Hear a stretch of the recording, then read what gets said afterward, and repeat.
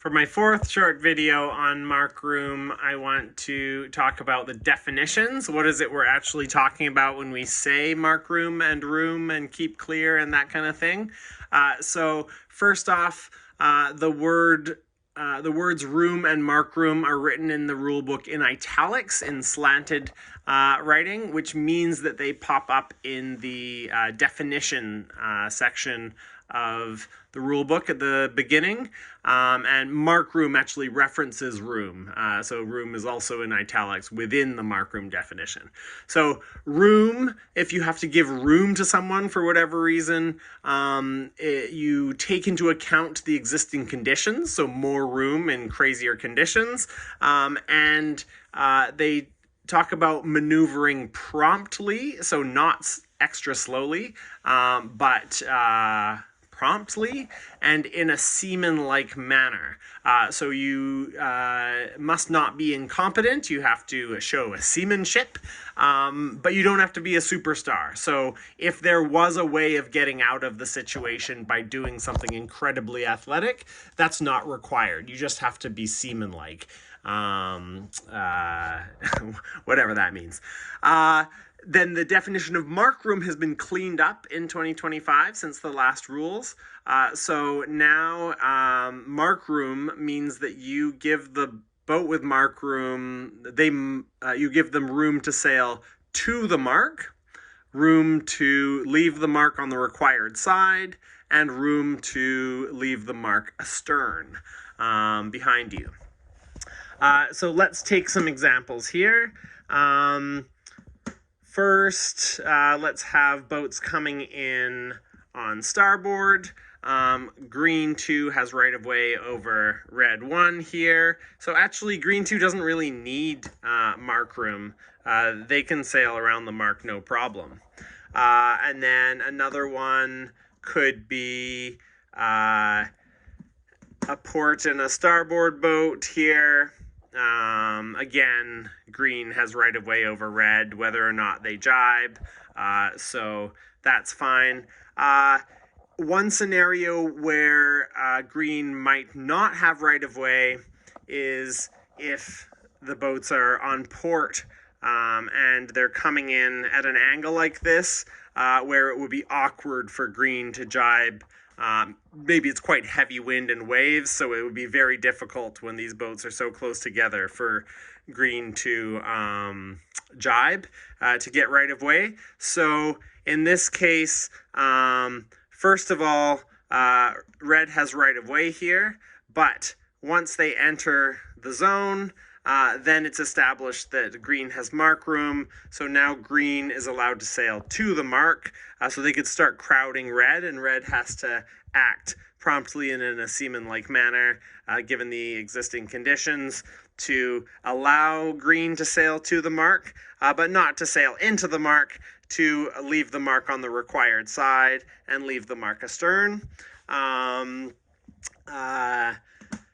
Another situation that's very common for that is if it's a marks to starboard situation, so rounding this way, like if on the left side gate looking upwind, often you have boats coming in on port here.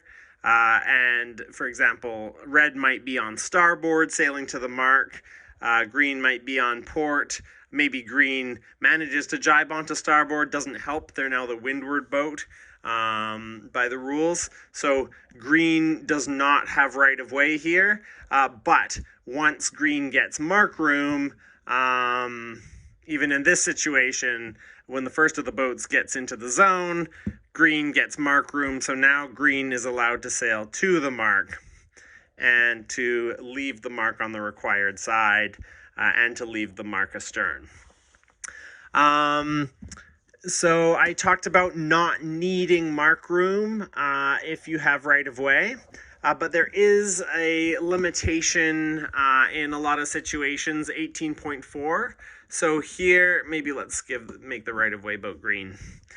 So here the boats come in on a marks to port course. So they come in, can green sail red all the way off the course to waste some of red's time? Maybe they're close in the standings and green wants someone else to pass them. No, because with 18.4, green is not allowed to sail above their proper course until after they have jibed, which basically means they have to sail their proper course. But the rules never say that you have to sail your proper course. They just say you can't sail higher than it, or maybe in some maybe it says lower than it in some points. But anyway, proper course, the definition of proper course is the course you would sail to sail fastest if the other boat that the rules apply to is not there. So you could take into account that there's a wind shadow from a bunch of boats over here, but you're not in a rule situation with them. The proper course for green relative to red 1 is to sail whatever they say their proper course is within reason. So maybe green thinks it's fast to go wide entry, close exit. That's a common tactic that you might sail even if red's not there. But you can't justify sailing red off the course and then turning back. So if Rule 18.4 applies, it's a little more generous than sailing to the mark and then around on the required side and leaving astern. I almost used the old phrasing. But you can't sail wildly. The time when you can essentially match race, green can match race red even in a fleet race, is if this is a gate mark. So they've left it open that green could be really indecisive. So green might say, oh, I want to go to this mark and sail over to the other mark over here, and then be like, nah, I changed my mind. I'm going to go back to this mark. And so green can essentially match race yellow a little bit, or mess with the red a little bit here if it's a gate mark, but not if it's a normal mark. I think the other one I wanted to mention is, maybe I've already touched on this, but in this situation where green gets room when the first of the two boats enters the circle here, if red doesn't hit the circle here, then green is trapped. So green has to find a way to jibe, and if they start gaining space, red might turn with them. So it's not that you can't pick on someone, it's that if you decide to pick on them, you have to do it obviously before you get into the 3 boat length circle.